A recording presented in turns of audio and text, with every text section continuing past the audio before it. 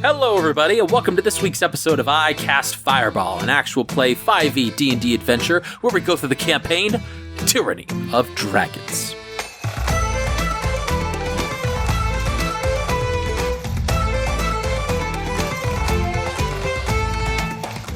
I'm Thomas, your Dungeon Master for this adventure, and around the table we have... Malamara. Lance Thalen. And Fleeple. A slightly younger Fleeple, right? A slightly handsomer Fleeple. Ooh, scales a little bit more shiny, a little bit more red. To build on that, last we left our adventurers, were dealing with the aftermath of Malamara, trying to put this lightly, but destroying the Gith prisoner inside of Candlekeep.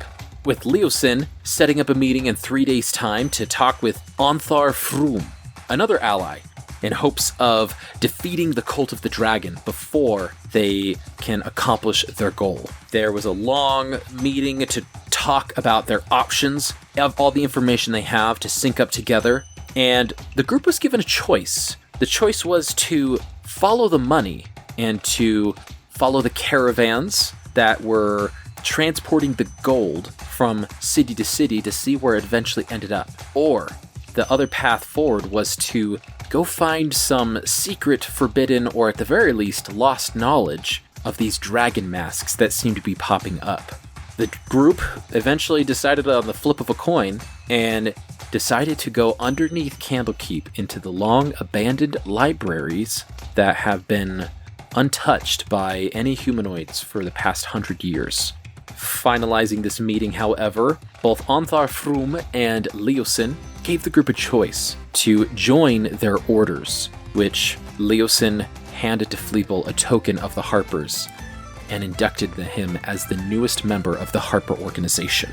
That is where we pick up our adventurers on this week's episode.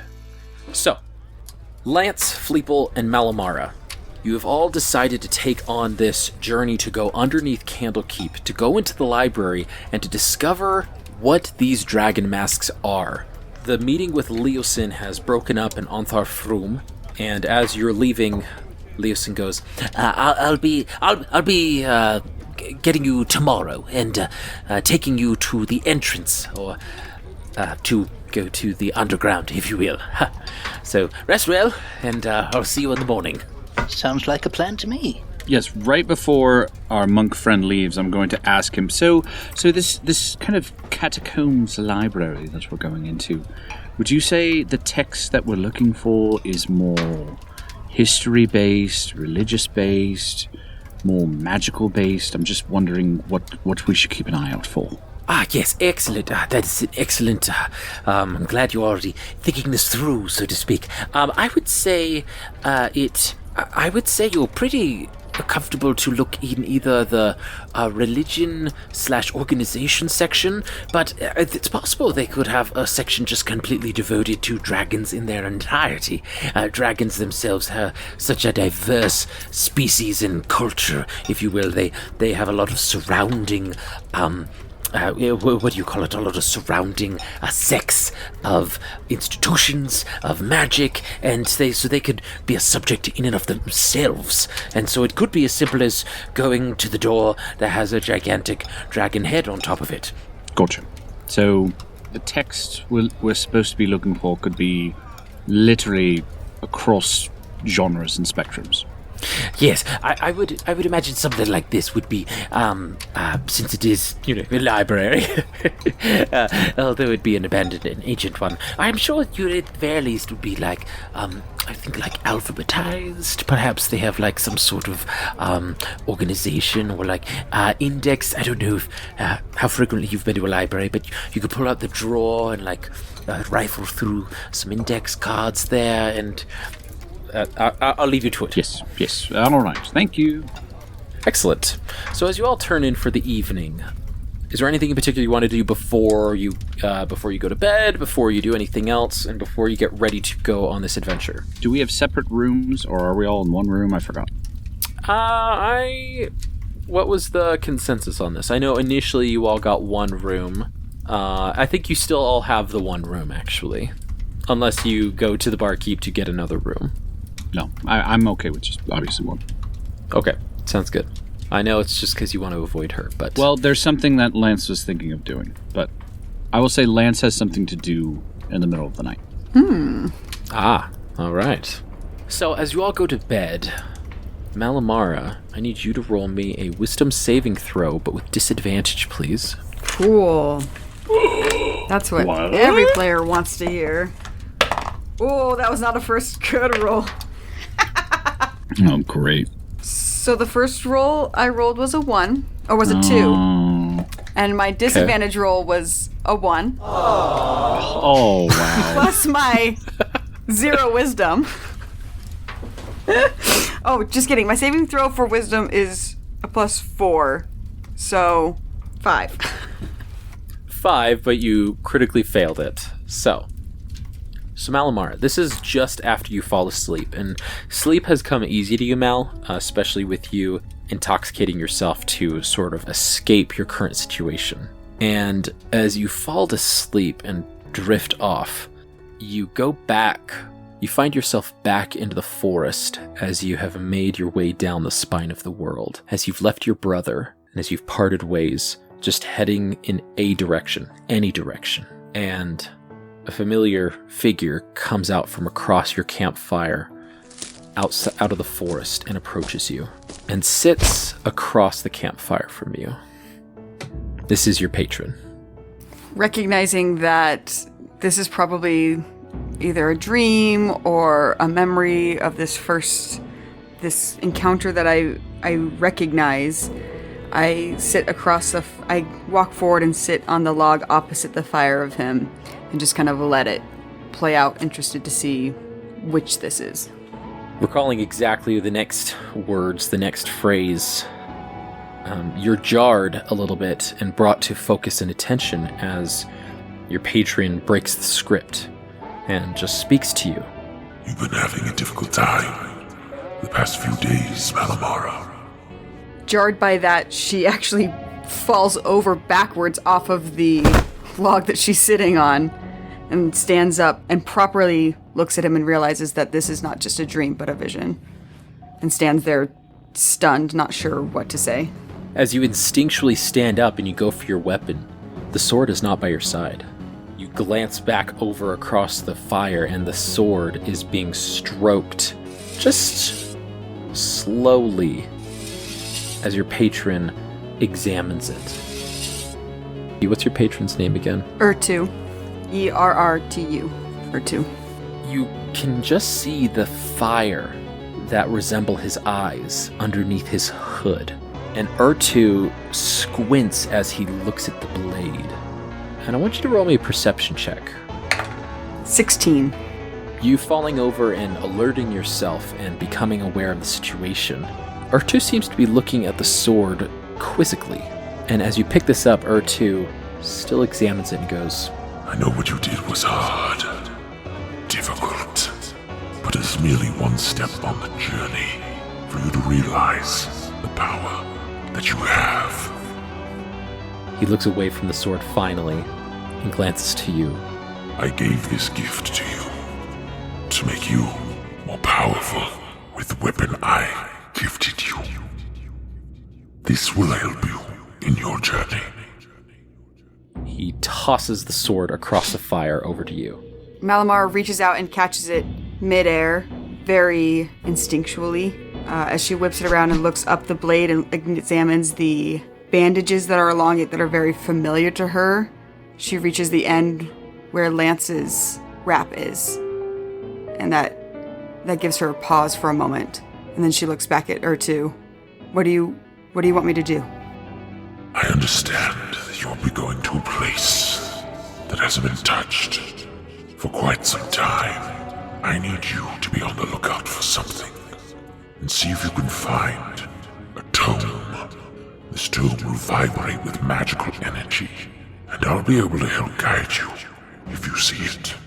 But if you bring that to me... And he points down to the sword in your hand.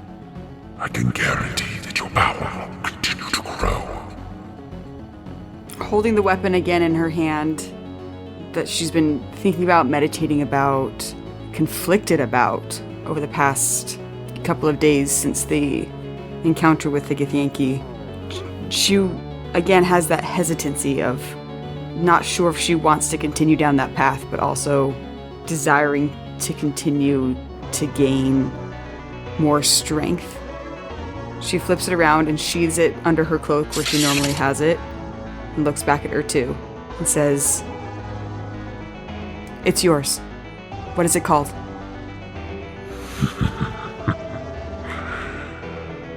This book has no title, but I'll be able to help you and guide you to find it. And he points to you with his very long, clawed finger as it extends from his cloak. Just be ready to look for it. Mal will bow to him. As you finish the bow and you raise yourself back up, Urtu hasn't disappeared, but instead, under his cloak and in the firelight, you see that he has this smile on his face with his eyes shaded. And just before you wake up and the vision disappears, you hear him say in your mind, I have a feeling we're going to be doing some great things together, Malamara. And you sit up in your bed, and Fleeple is on Lance's chest and going up and down as Lance is breathing, and you grasp your sword to feel that it's still there, and it's still there, and you take a sigh of relief.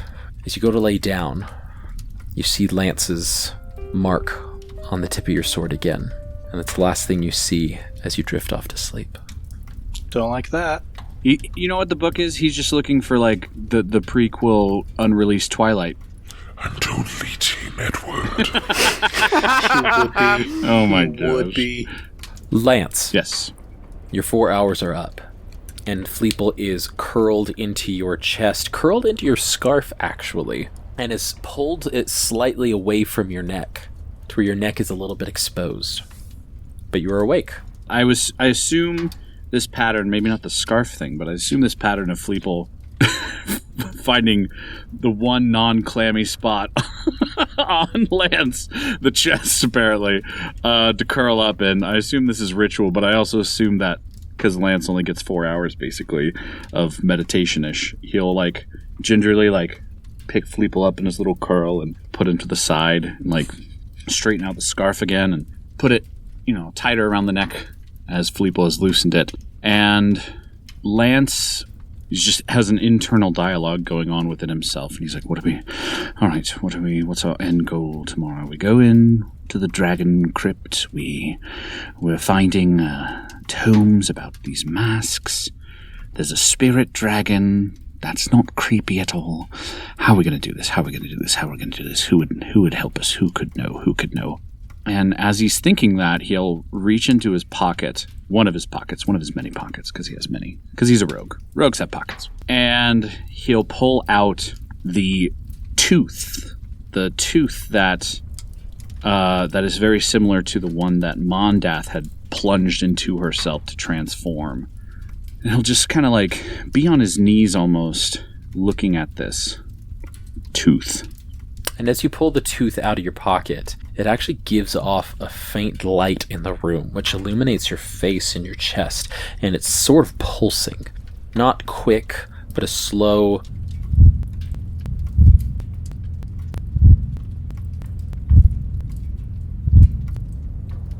And this pulsing is very similar to a heartbeat, but you sort of shield it with your other hand so that the light doesn't immediately go in Fleeple's eyes and illuminate the whole room.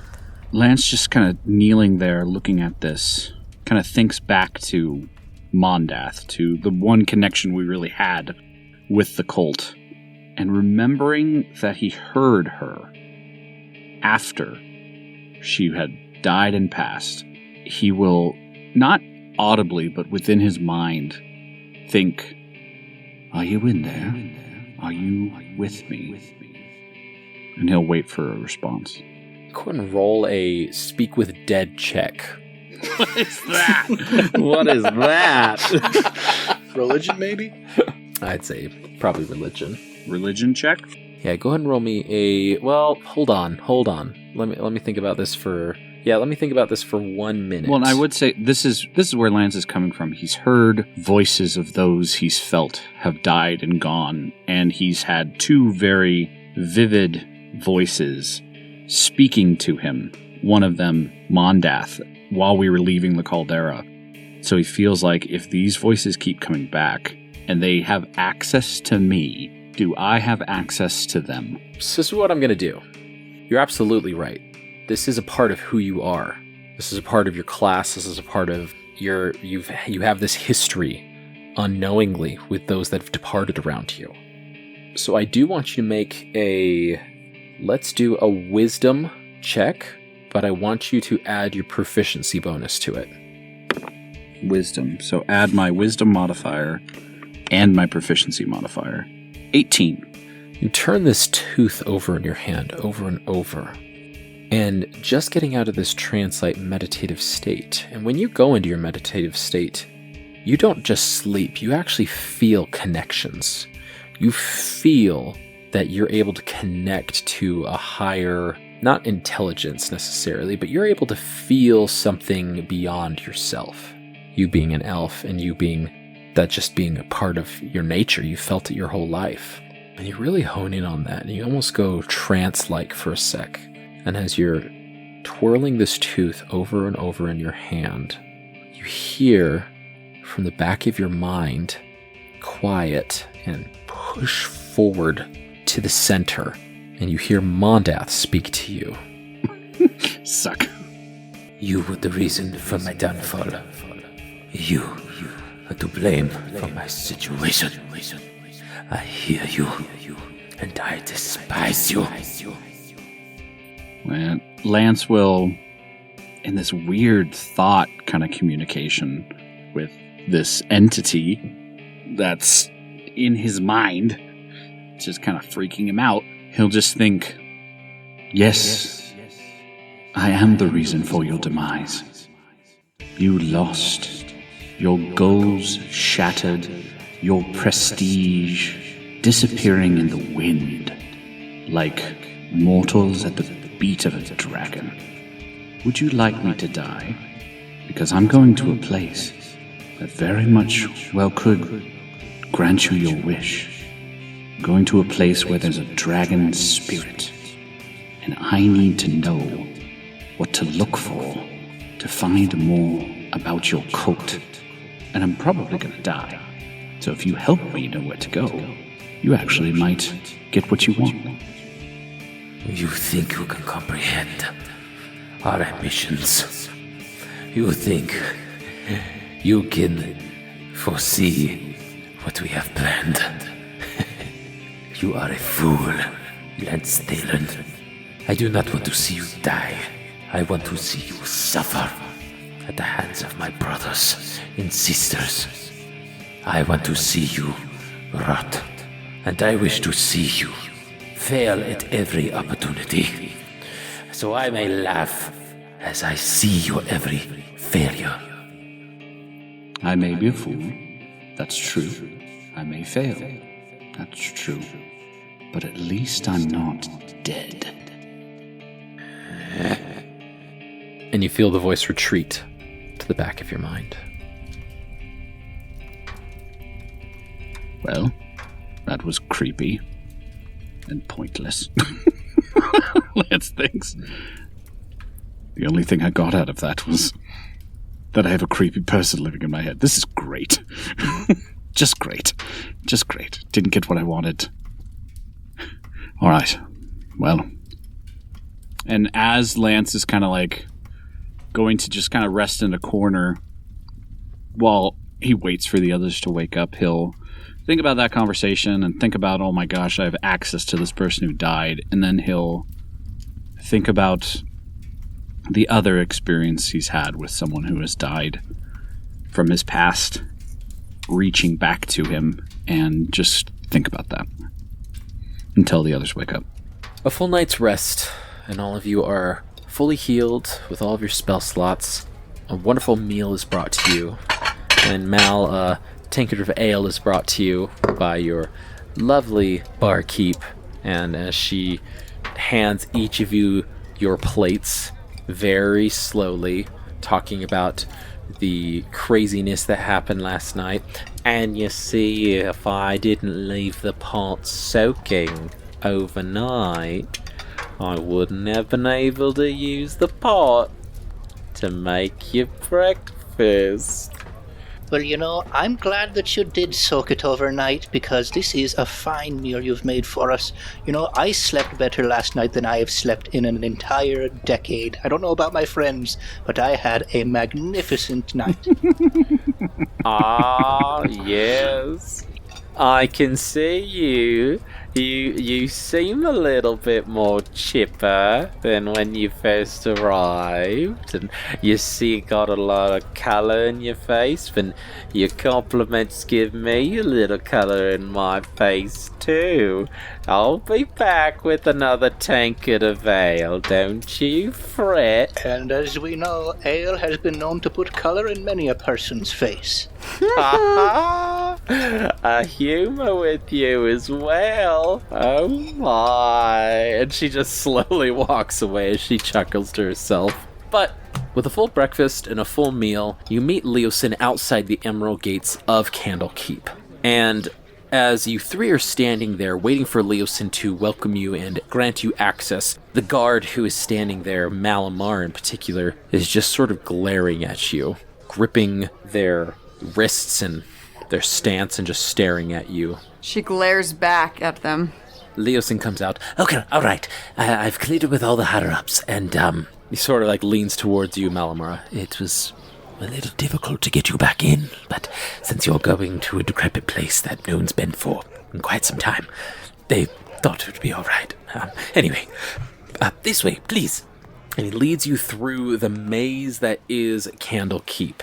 Mal, this reception that you received at the entrance is not lost throughout the entirety of Candlekeep. Anybody wearing Candlekeep robes and garb have word of who you are and what you've done. So as you walk through the halls with your companions in Leosin, anybody walking clears a path out of your way, either out of fear, disgust, or on principle. And so everybody seems to be giving you a wide berth. Mal walks directly behind her companions with her head down, not needing to look at everybody's reactions, because those are the reactions she's gotten her whole life, and she knows exactly what they look like. And as you fall back into a familiar step, almost reverting back to your childhood and how you were raised and how you grew up, you all get taken to the stairs that descend and just keep descending into this catacomb-like level. And this catacomb, it's not a catacomb, it's just some books, and it's more of a dungeon, if you will. But Leosin keeps leading you onward through this dungeon, to the point where you think, oh, is he going to go with us? And then there's another set of steps, and you go down that set of steps. And then you go back the way you came, but on this different level, all the way to the other side, and there's another set of steps you go, and it keeps descending. But after this set of steps, it doesn't lead to another level of books. It leads to, for lack of a better word, a type of trolley car on these railroad tracks that descend off into the darkness. Leosin turns to all of you. All right. Well, this is where you will be traveling to go to the library, if you will. It should take you about 15 minutes or so to make the journey. But once you do, you will have free reign of the library and the books, the contents there are. And I wish you luck. Leosin, is this catacomb, this library, there's a dragon spirit thing. Is there anything else we should be aware of? Are there traps? Are there other creatures down here that have been reported? Well, there have been no other creatures reported down here. I mean, this library was pretty secure, pretty intact, if you will. I'm unaware of any traps, of any locked doors that everybody that left there left in quite a hurry, so they didn't have time to create traps or reset things or lock the doors themselves. You should have free access. I I'm not the keeper of this portion of the library, and it's been quite time since anybody's been down there anyway, so I would say, hope for the best, plan for the worst, I would say. You can always... that's honestly the best that I can give you. I'm sorry I can't make it even give you better advice. I just don't know. All right. Okay. You have I'm just going to say, you have a habit of leading us to places that you know very little about. We went into a book that you couldn't tell us anything about before you plunged us into it, and now we're going to... You're fine. Okay. Yes, you're quite right. You're quite right. Yes, I tend not to have the greatest bedside manner. That doesn't apply here. I meant to say I don't necessarily divulge. Well, good luck. And he just turns around and walks away. That's to be expected. All right. So there's this trolley. I say trolley, but it's like sort of like rail cars that are open. They don't have a ceiling to them necessarily, but as you walk up to them, they actually are lined with like this soft velvet that as you sit down, they're cushioned and they're quite nice. And right in the center, there seems to be this contraption that seems like it can feed a fire inside of it. Feed a fire? Fleeple? Well, is there a fire already inside, or am I going to be creating the fire? As you glance in there seems to be some coals in there that could be used, but the fire is not currently in there. Well, I suppose this is as good a time as any to produce some flame. And as you produce flame and chuck it in there, the carriage, trolley, train contraption slowly grinds to a start. It's very loud, it's very rusted, and Fleeple, you have to throw a couple produce flames in there actually to get the fire like a little bit hot, because it takes some effort for it to get going, but this fire seems to propel this trolley down the corridor. And without too much of an issue, the train starts to move at a decent clip. And this ancient railway, as I mentioned, descends further under Candlekeep proper. And as you all settle down for the journey, Leosin did tell you it would take roughly about 15 minutes.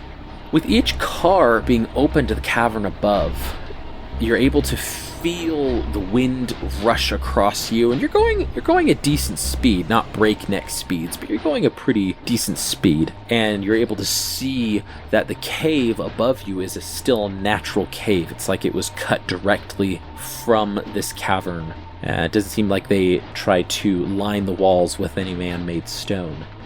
With this continual source of fire from Fleeple, and with continual markers scattered throughout the cave, telling you how far of a distance you need to travel to get there, you are able to track how far and how fast you need to go with your speed. But 15 minutes later of travel, Fleeple, you start to let up on your fire as you see that you are nearing your destination. You don't want to crash into any wall or stop sign, if you will, and have your whole carriage explode. So as you start to let off on this fire, Fleeple, all three of you notice that the temperature seems to be quite cold. Not frigid, but uncomfortably cold, as you have descended into the depths of this cave even more. Was there anything you wanted to discuss on these 15 minutes down the cavern? Lance has noticed, obviously, I think we all have, of Malamara's kind of disposition and everyone looking at her and her keeping her head down and everything like that. So I think Lance is just going to say, Malamara, when you killed the Geth prisoner, was that something you wanted to do? Or was that something that you felt your patron wanted you to do? Uncomfortable with this question, she takes a moment to really think about it, and without meeting his eyes, she says, "It was less his idea than mine.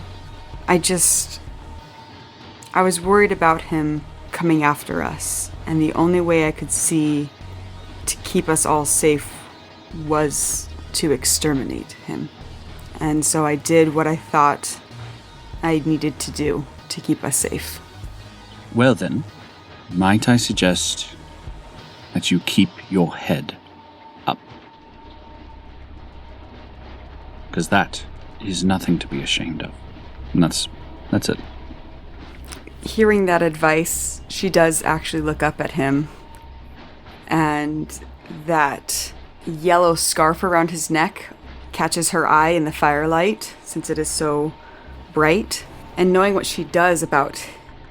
little she does about his past and how he frequently hangs his head in shame and has something to do with his scarf, she changes direction of the conversation and asks, Lance, do you believe that we live after we die? And an afterlife, or that we go someplace after this life? I kind of look over slightly at Fleeple, because I know of how much he believes. Fleeple, I imagine you're just looking like you're throwing fire into That's the what furnace. I imagine. Just Fleeple's every time, British flame, British flame, British flame. I'm completely engrossed in what's going on inside of this little furnace. I'm just fascinated by, the fact that I can just toss balls of fire in here and it moves this massive contraption. So I'm just kind of I've got this dopey grin on my face and I'm just staring into the fire. In another life, another kobold with Fleeple's skill set was probably the trolley conductor here. Because it was just the world for them. I could do this. This is great. Yeah, so Lance would kind of look over knowing of Fleeple's faith and Fleeple's journey and not wanting to he just wants to be careful with his words because he doesn't want to necessarily go against what maybe his friend believes, but he'll kind of look over and look back at Mal and kind of look puzzled to himself. And Lance often looks like he's thinking, but he's visibly puzzled and kind of just says to Malamara, I'm not sure about the gods and us belonging in some kind of afterlife. I'm not sure. I'm not going to knock it, but at the same time, I don't know. What I believe is if something's left unfinished, and just thinking about some of the experiences he's had with these voices, if something's left unfinished, I think echoes of it remain. And that's the extent of what I know. Mal nods and ponders on that answer for a while. A big flame erupts from the furnace as Fleeple, you pat some of the flames off of your jerkin that you're wearing, your fleece. Oh, I got a little bit overzealous there for a moment. Oh, don't mind me. You look like you're really enjoying this. Oh, this is pretty marvelous, actually. Don't think I've ever moved quite this fast in my life. And as you start to approach the end of the tracks here, you do see that there is some markers saying slow down, stop, but they're all in very old, it's like the common is very old. It's like people haven't spoken like this in a while. Ye old stop or whatever. Things like that. Ye old stop sign. Stop. Lo, danger ahead. Yeah. and verily thou shalt smash thy head against the rock if thou hast not stopped. No more fire doth thou require. Hey. There you go. Jake wants to be a There you bard. go. There's the bard. There's the bard. Echoes of a bard. We're gonna have Shakespeare as our next bard. Anyway, as you wind to the end of this track, you see a small platform, just like the platform where you got on initially. But this platform is roughly 20 feet long. There's an entrance past the platform that you can go. There's no door. It's just an open space, and there's a room beyond it. All of you having dark vision, you can see beyond it a little bit, but there's no light down here other than the flame that Fleeple had from the furnace itself.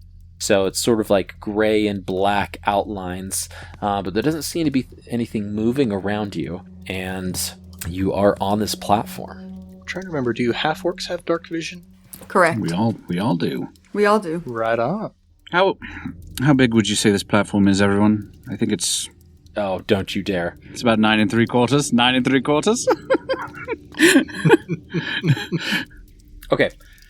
So on this platform, you see the room beyond. The platform does end abruptly, and then the direction you came from as well. So the only path forward seems to be to go into this open room. So how do we want to go about this? Do we want to... Because, again, Leosin said apparently we don't have much to worry about except for a spirit dragon. Do we want to go press forward together? Or should I scout out a little bit? Or what's the thought? Well, we don't know what's going to be around any corner here, so a bit of scouting could be helpful, I reckon. I have a feeling that if a spirit dragon does exist down here, not much is going to be able to be hidden from him knowing that we're here. But you know what might be hidden from a spirit dragon is an invisible imp. Oh, that's true. Malamar. Zaza appears on my shoulder. He's been there the whole time. He's just now visible. Well, as Zaza appears on your shoulder, he's like he has this little teacup that he's drinking from. And as he has been called forth from the Feywild, and has like these curlers in their hair, and looks over at Mal and goes, "Oh, great, you need me again. Okay, give me a second." And just chucks the teacup away as it disappears into nothing, and ruffles their hair to where it looks exactly as disgusting as it was before. All right, so what do you want me to do? What do you guys think that we should do? It looks like up ahead might be a T. And Zaza looks both at you, Lance, and Fleeple, and goes, "Hey, how you doing? How's it going?" I'm doing pretty great. Were you taking a me day? Was it a me day kind of thing? I was with some cousins, you know. They got some Seda friends, and so we were just having a good time. There's a whole backstory to that. All right. Well, I have a life outside of you. I know that. I don't know how this works. All right. I think it'd be a good idea, possibly. I don't know, Malamar or Fleeple, if you feel this way.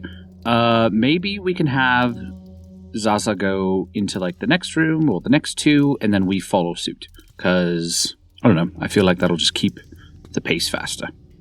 That sounds agreeable to me, I think. I agree. Zaza, why don't you shapeshift into a raven and let's scout out the next room and let me know if it's safe to transverse into there. All right. I'll go into a raven. I'm going to check some things out. Turns into a raven. And just flies off. Mentally, I'll ask Zaza to go to the right. Excellent. Well, as Zaza goes through, and Lance and Fleeple, while you're waiting for Zaza just waiting to hear a report back, you do just kind of take closer stock of your surroundings. Although the cavern that you took to get down here was not polished, was just rough stone, this entrance has been worked very well. In fact, the architecture of the arch in front of you is very fine quality, and it looks like there was great care to make this a welcoming feature of the library. And the stone walls and the floor are worn with time, but it's clear that this was meant to be used by a great many people. Malamara, as Zaza flies into the next room, it looks like this area used to be a storage or welcome area for those entering the library. There are a lot of barrels and crates that have started to rot due to a result of the humidity and just being left behind over the years. And although nothing smells rancid to Zaza, you do see a few skeletal remains. And they are strewn about the floor, and it looks as if these bones have been picked clean. Getting an all clear from Zaza, Mal will wave a hand forward to proceed at least forward into that room while she goes to check out the next room. Excellent. And Lance and Fleeple, you are also brought into this room where you can see a few skeletal remains. They're strewn about, but they appear to be scattered amongst these boxes, and nothing catches your eye necessarily. But again, this architecture does continue through into this room as well. Okay. Am I seeing a swarm of rats? Yeah, so as you walk in, as you get close to and you bump a barrel, you hear this chittering of rats as they just run away from you outside of the room. And as they run away from you, it seems that there's some, at the very least, minor life down here in the library. Oh, it's been a while since I chomped a rat. Fleeple, don't do it. Don't do it, Fleeple. Yes, I restrain myself, and I'm going to take a closer look at the bones. I'm assuming they are humanoid of some variety. Go ahead and roll me a medicine check. Medicine. All right. You got this, sport? That is a 15. 15. So with a 15, you look at these bones, and they don't appear to be humanoid, actually. These look to be like remains of rats and bats that seem to have been devoured here and that were left behind. The remains themselves look to be quite old and don't look like they've been disturbed for quite some time here. But you can confirm that they are not humanoid. And Mal, as you are left behind on the platform waiting for Zaza to get back to you, you of course not being able to see Lance and Fleeple move in front of you because you're in your trance. Mal told us to move forward. That's why we did it. Oh, I misunderstood. I thought you just, waved your hand forward while remaining in a trance so you could see Zaza fly around, so that was my bad. I'll remain in a trance, and I'll just hang on to, for the duration of this, I'll hang on to Lance and trust that if something happens in front of us, he'll let me know, and then other than that, be in Zaza's eyes so I can tell him to move forward, because we're just going room by room once we get an all clear. Excellent. Well, this next portion, which opens up quite a bit for you as Zaza, Malamara. This portion here, as Zaza exits the storage room on the north, you said, right? Yes. This main portion of the cavern is fairly wide and also has a pretty high ceiling. This is pitch darkness, as there is no light whatsoever, but with Zaza having dark vision as well, she's able to take in the surroundings without issue. Now, the cavern itself is very wide, and this exit from the room you currently are in does not open into another room. It does open into a natural expanse of the cave itself. So this is not a structured building, it's actually just part of the cave. As Zaza's vision is only 60 feet into darkness, correct? Dark vision is 120 feet. Okay, so Zaza can see the entire portion of this cavern. There is a crevasse directly in front of Zaza as they are flying that is anywhere between 20 to 30 feet wide from this side of the crevasse to the other side. And it seems to cut off, at least your party, from them entering the other portion of the cave. Now, this is important because as Zaza has 120 dark vision, she can see on the other side of the cave 2 other buildings that can be accessed if you were to cross this crevice. Now, there is a lot of loose rubble around here as well, and as Zaza cautiously approaches, or as Zaza takes a look around at the crevasse, they do see 2 bridges. They see one on the north end that seems to be some sort of wooden bridge, and the one on the south portion, which is a bridge that seems to be made out of stone as well. Mal will wave her hand toward the northern passage that Zaza had flown out to progress the group forward. As we're in this, right in near this crevasse, Lance, as he's kind of dimly seeing everything with, dark vision, but still very black in here, he's going to find some loose rubble on the ground and just toss it into the crevasse to see how long it takes to fall to the bottom. So you go over to the edge, and you feel pretty comfortable going over to the edge. Nothing's going to fall out underneath you, and you get some loose rubble. Get something about the size of your hand, something with a little bit of weight to it, and you just toss it into the crevasse. Go ahead and roll me a perception check. The DC isn't too high on this one. Well, that's a wasted natural 20 then. I mean, it's so high. It's so high. So that's a total of, what's my freaking perception? That's a total of 24. Okay. As you toss the rock over and you just listen and you start counting, you hear the rock clatter off the side of the walls of the crevasse as it continues to go downward.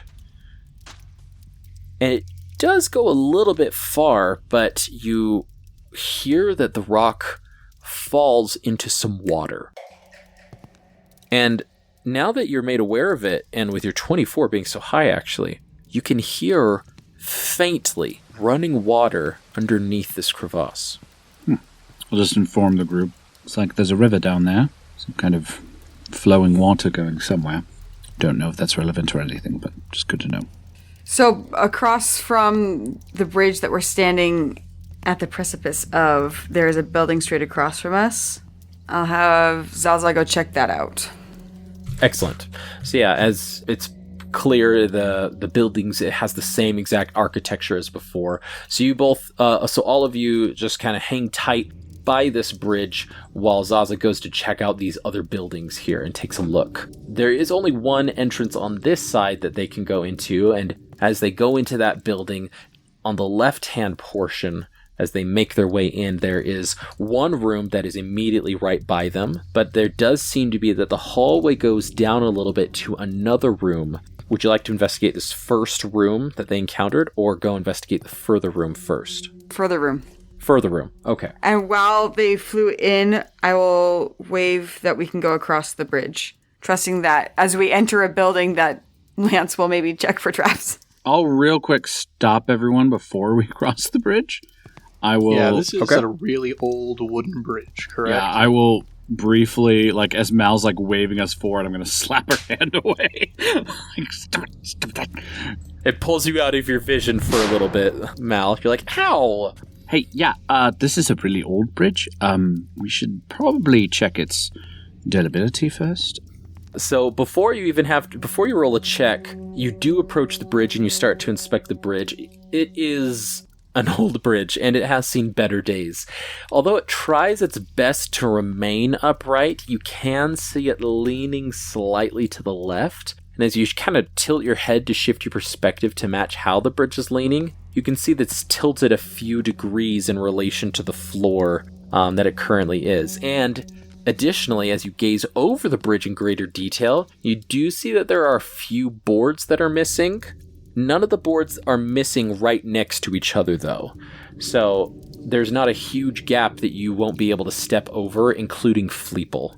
And Lance, as you gingerly test, you don't put all of your weight on it, you just kind of like tap a little bit of your weight on it. You do see that the bridge starts to rotate a little off kilter as weight gets applied to the bridge itself. Cool. Any ideas? We can roll one of the barrels down the bridge and see what happens. Yeah, we could do that. Just to test to see if it lasts for that. Yeah, let's do that. Great. So, telling Zaza to hold off while we get this bridge situation figured out, you grab one of the barrels, and as you go to the barrels in the other room and start to roll it, you actually have to do it 2 or even 3 times, because each barrel that you grab and start to roll just kind of like crumples under the weight and the rot of the wood. But you do find a good one that is not super wet, and you just start rolling it to the other bridge, and you're just wanting to kind of roll it over the entrance to see if the weight will stay on it, right? Yeah, if the bridge even holds. Okay. Without needing to roll at any sort of check here, you positioned it and you just start to roll it across.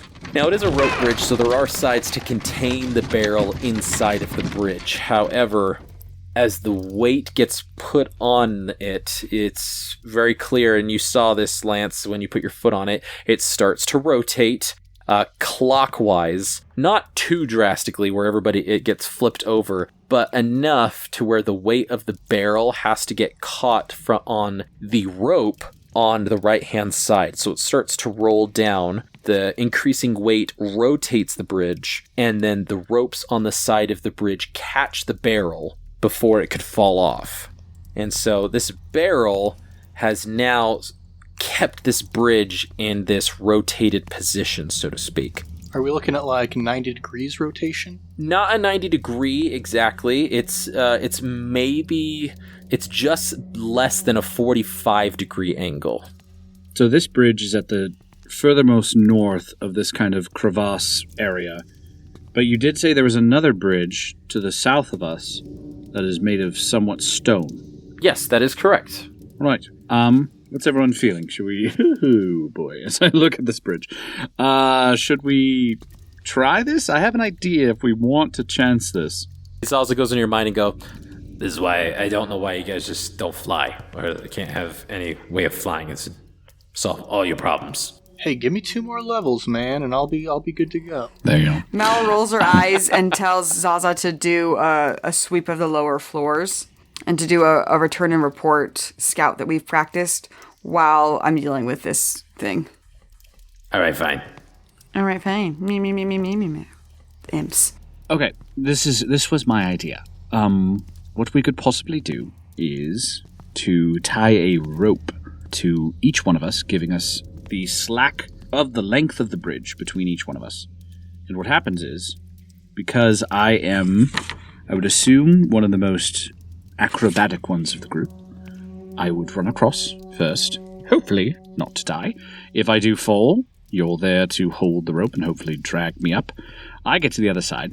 Then Fleeple goes, because if Fleeple falls, I think I could withstand getting him over to the other side, or Mal could get him back. And then Malamara goes, because me by myself trying to get Malamara, I will die. But both of us together, if we're on the same side and Mal falls in, then we can pull together.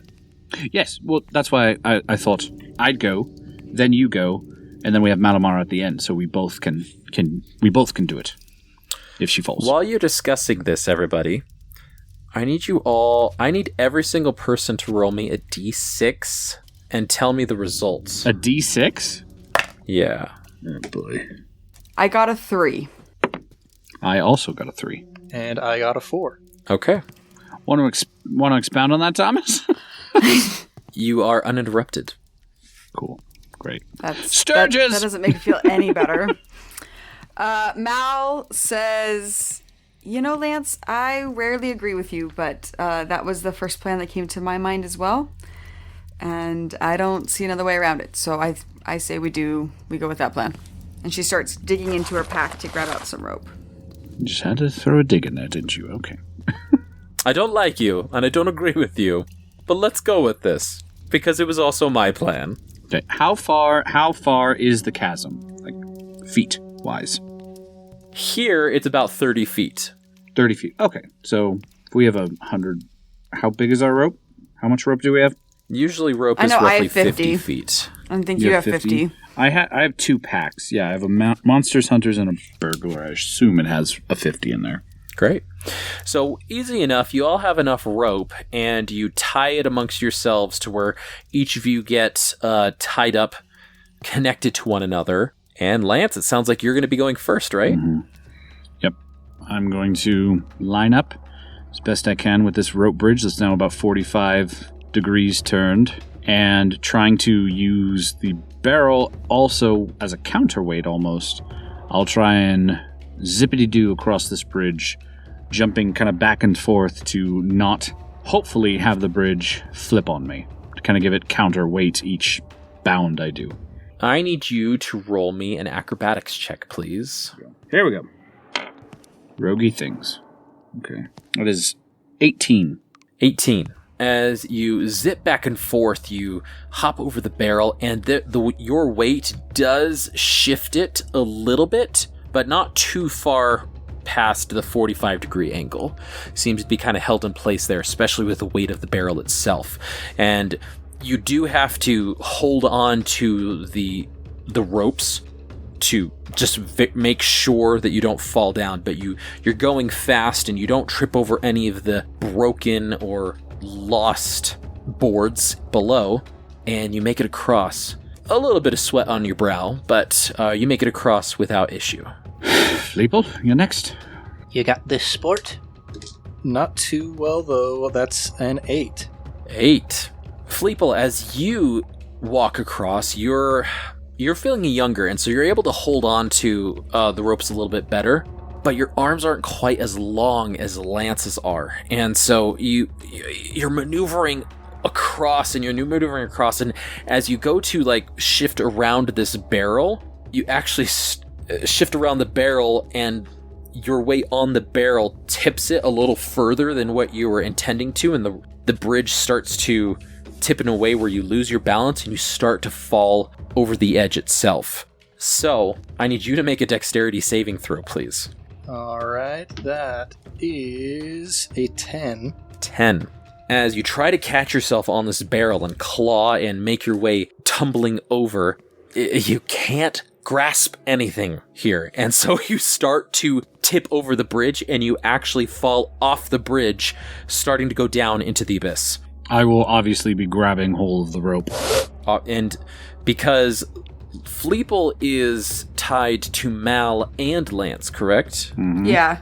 So Fleeple, as you're tied to both Mal and Lance, they both grab you, you not weighing too terribly much, but as you start to fall, you stop suspended mid-air as these two ropes hold you suspended in this inky blackness in this chasm. The bridge not being too far away from you where you currently are at. And without too much issue, Lance and Mal, you walk Fleeple back over, pulling the ropes a little bit taut, not trying to hurt his limbs or anything, but to get him to the right level of the bridge where Fleeple can grab on and attempt to cross the bridge again.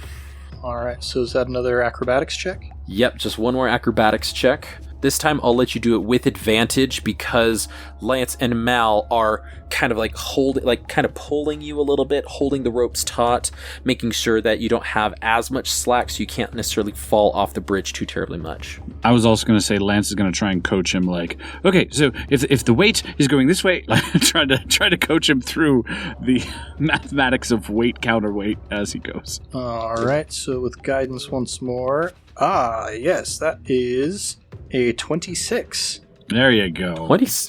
There you go. Shoot, dog. 26, you're able to make it across the bridge with Lance's coaching, but really just you being able to be like, okay, I know what I did last time. Here we go.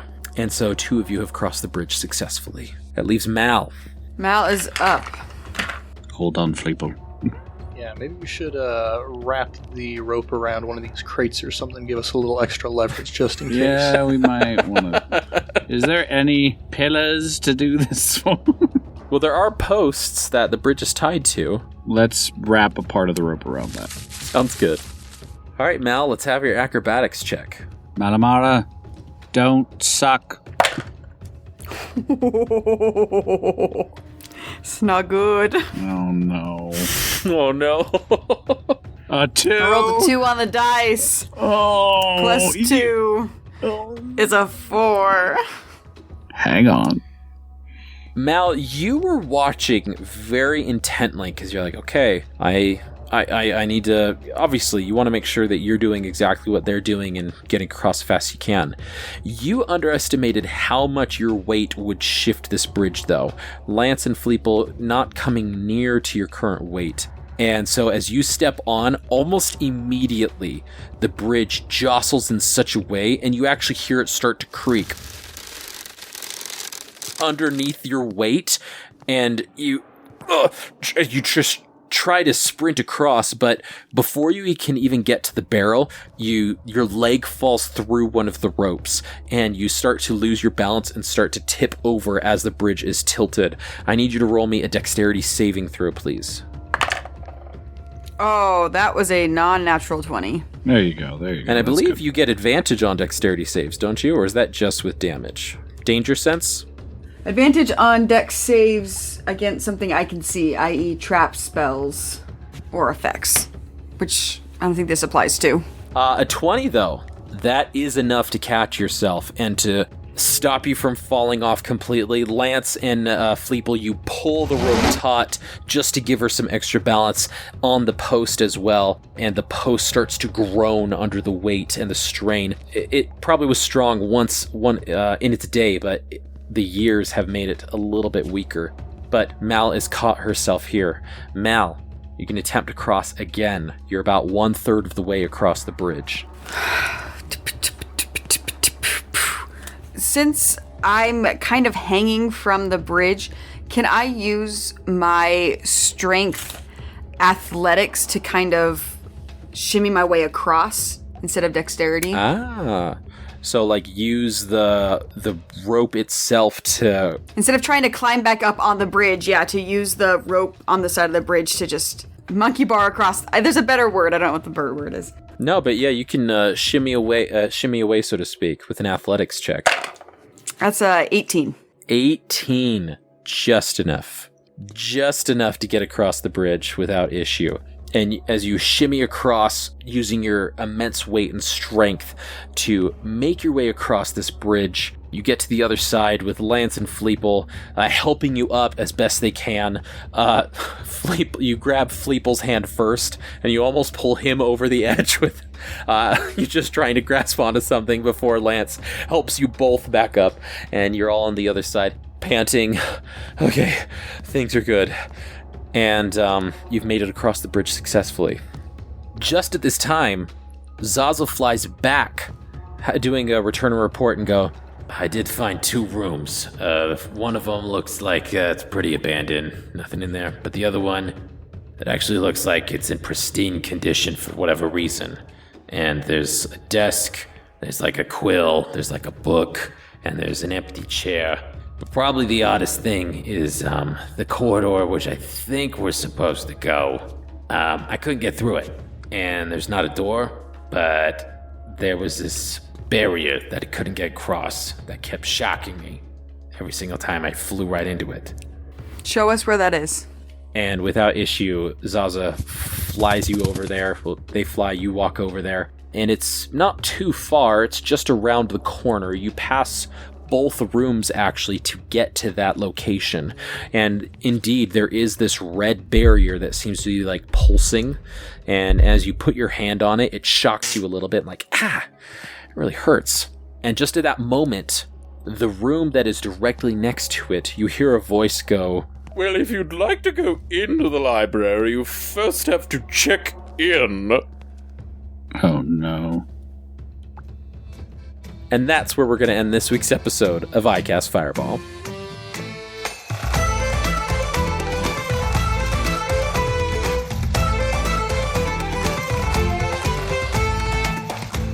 Oh, excellent. So we started infiltrating this library, or at least got to the entrance of it, with this mysterious voice beckoning the adventurers in. So we'll see what happens next time. I want to thank my players, Ned, Mickey, and Jacob, for sticking it out. We had a little bit of technical difficulties on my end, so I appreciate you all sticking it out there.